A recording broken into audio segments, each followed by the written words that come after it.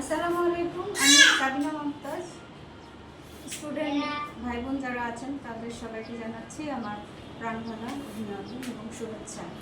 আজকে আপনাদের সঙ্গে মালয়েশিয়ার স্টুডেন্ট ভিসা সম্পর্কে আলোচনা করতে যাচ্ছি, যেগুলো গুরুত্বপূর্ণ। তার মধ্যে প্রথমটি হচ্ছে মালয়েশিয়ার ভিসা প্রসেসিংয়ের পরে আপনারা টিউশন ফি জমা দিতে পারবেন, যেখানে অন্যান্য ইউরোপিয়ান কান্ট্রিতে এটা আগেই দিয়ে দিতে হয়।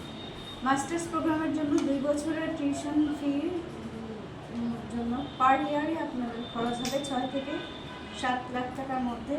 আর এর পরের বছরগুলোতে আপনারা নিজেরাই ওখানে জব করে নিজেদের খরচ নিজেরাই চালাতে পারবেন ইনশাল্লাহ, কেননা ওখানে জব অপরচুনিটিস অ্যাভেলেবেল। আর স্পাউস সহ আপনি ফ্লাই করতে পারবেন মালয়েশিয়াতে। আর মালয়েশিয়ার ক্রেডিট ট্রান্সফার করা যায় বিশ্বের অন্যান্য কান্ট্রিতে, গ্লোবালি ট্রান্সফার করা যায়। আর এখানে যথেষ্ট পরিমাণ কালচারাল ফ্যাসিলিটিসও আছে।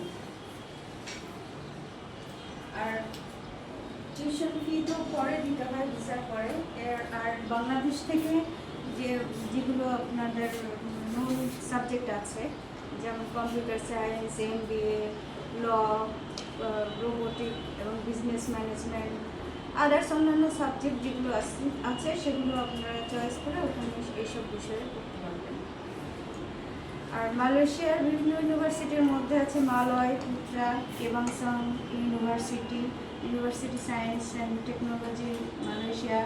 এছাড়া বিভিন্ন বিশ্ববিদ্যালয় আছে, যেটা আপনারা চয়েস করেন সেখানে আপনারা যেতে পারবেন। কোনো হ্যাসেল ফ্রি ভিসা অপরচুনিটিস তো আছেই, এখানে স্কলারশিপের ব্যবস্থাও আছে বিভিন্ন বিশ্ববিদ্যালয়ে। আর আরেকটি বড় বিষয় হচ্ছে এখানে IELTS লাগে না। বেশিরভাগ বিশ্ববিদ্যালয়ে IELTS ছাড়াই আপনারা অ্যাপ্লাই করতে পারবেন। আজকে তাহলে এ পর্যন্ত, পরবর্তী বিষয় নিয়ে আবার আপনাদের সাথে কথা বলবো ইনশাআল্লাহ। আল্লাহ হাফেজ।